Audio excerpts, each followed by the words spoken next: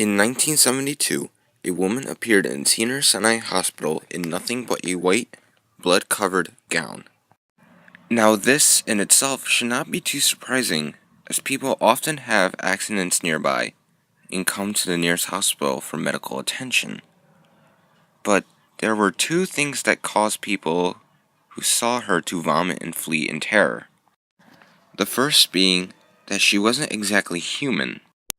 She resembled something close to a mannequin, but had the dexterity and fluidity of a human being. Her face was as flawless as a mannequin's, devoid of eyebrows and smeared in makeup.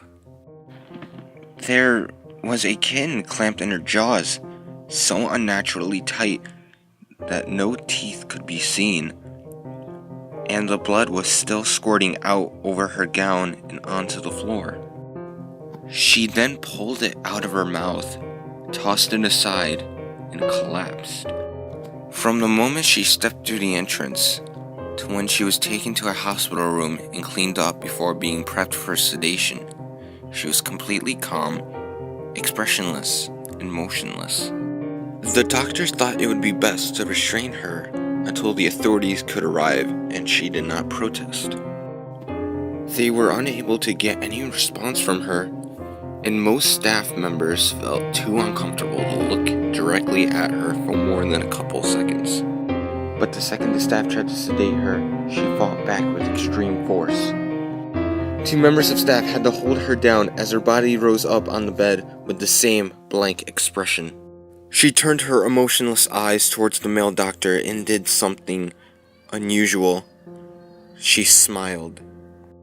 She turned her emotionless eyes towards the doctor and did something unusual. She smiled.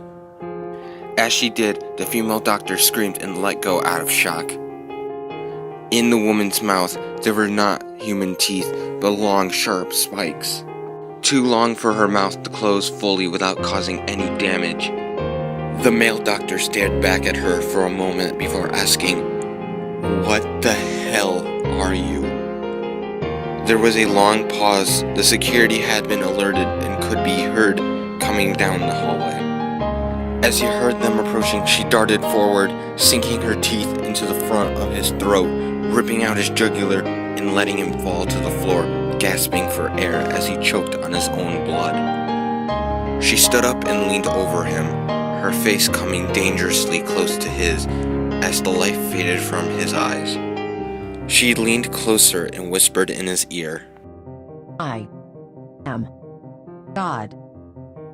The doctor's eyes filled with fear as he watched her calmly walk away to greet the security men. His last ever sight would be watching her feast on them one by one. The female doctor who survived the incident named her the Expressionless. There was never a sighting of her again.